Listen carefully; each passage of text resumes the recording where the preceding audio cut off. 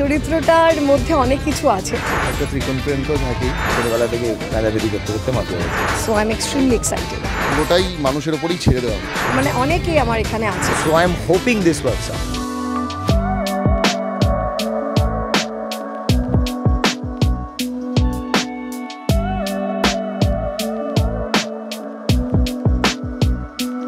খুব ভালো লাগছে। আর ব্রহ্মা অর্জুন এই ছবিটা আমার খুব কাছের লোকজন কাজ করেছে, আমার বন্ধুরা কাজ করেছে। সৌভিক আমার খুব ভালো বন্ধু, ওর ডিরেকশন। সো আমার সবাই মানে অনেকেই আমার এখানে আছে। So I am very happy. চরিত্রটা হচ্ছে I think this is kind of the story.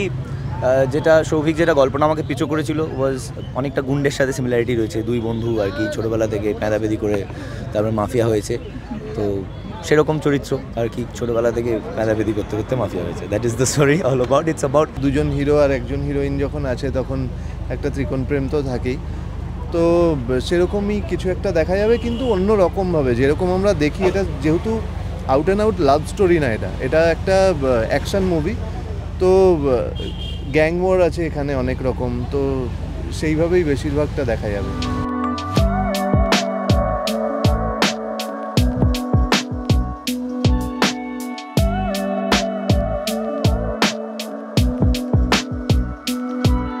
আমার চরিত্রর নাম এখানে পুষ্পা। আর চরিত্রটার মধ্যে অনেক কিছু আছে, সেটা ডেফিনেটলি ট্রেলার দেখলে হয়তো অতটা বোঝা যাবে না। ট্রেলার লঞ্চের সময় হয়তো অনেকটা মানুষ বুঝতে পারবে, বাট আগেইন ছবিটা দেখলে মানুষ বেটার বুঝতে পারবে। আমরা যে গল্পটা বলতে চাইছি, দুই বন্ধুর গল্প। দুই বন্ধু কি করে নিজেদের রাজত্বটাকে বা সাম্রাজ্যটাকে কি করে বজায় রেখেছে, পরবর্তীকালে কি করে বজায় রাখবে, সেটা নিয়েই মেনলি স্টোরি লাইনটা আমার। আমি যেহেতু মার্শাল আর্টিস্ট, ছোটো থেকে আমি বেঙ্গল টিমে খেলেছি, মার্শাল আর্ট করেছি, তো আমার ইচ্ছে ছিল যে আমি একটা অ্যাকশন চরিত্রে অভিনয় করি। আর এই সিনেমাটার জন্য বডিও আমি সেরকমভাবে বানিয়েছিলাম, আমি তৈরি হয়েছিলাম অনেক।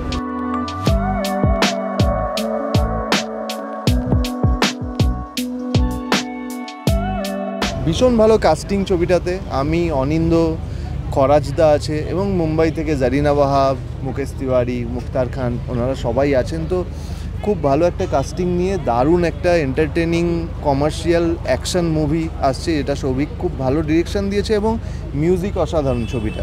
দেখা যাক যে কোয়ার্কসগুলো স্টোরি টেলিং ফরম্যাটটার উপরে খুব ডিপেন্ড করছে, কীরকম টেলিংটা হয়েছে, গল্পটা কতটা ওয়ার্ক করবে অডিয়েন্সেসদের সঙ্গে।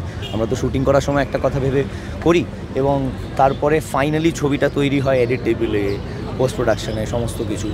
So I am hoping this works out. আমার ক্যারিয়ার অফ দ্য মুভি আমি বলিউড থেকে শুরু করেছি, কিন্তু বাংলাতে এখন দেখছি যে কমার্শিয়াল মুভিজ অ্যান্ড মেনলি হচ্ছে থ্রিলার্স এখন অডিয়েন্স অনেক বেশি নিচ্ছে, কিংবা হচ্ছে ঘরোয়া মুভিজ। তো এই থ্রিলারটা কিন্তু ভীষণ ডিফারেন্ট টাইপ অফ থ্রিলার। এটা দেখলেই সব অডিয়েন্স ভীষণ আমার মনে হয় এনজয় করবে তারা। এখন বাংলা অডিয়েন্স যেভাবে কমতে শুরু করেছে, সেখান থেকে আবার ক্যাটার করে মানুষকে আনা, দেখা যাক, কারণ পুরোটাই মানুষের ওপরই ছেড়ে দেওয়া হচ্ছে। আমরা সবাই মিলে যখন একটা খেটে একটা জিনিস তৈরি করি, সমস্ত সবাইকে রিকোয়েস্ট করবো যে হলে গিয়ে অতি অবশ্যই মুভি দেখবেন। আমরা আশা করি নিশ্চয়ই ভালো লাগবে। এটা আমরা এপ্রিল লাস্ট কিংবা মে ফার্স্ট উইক রিলিজ করছি।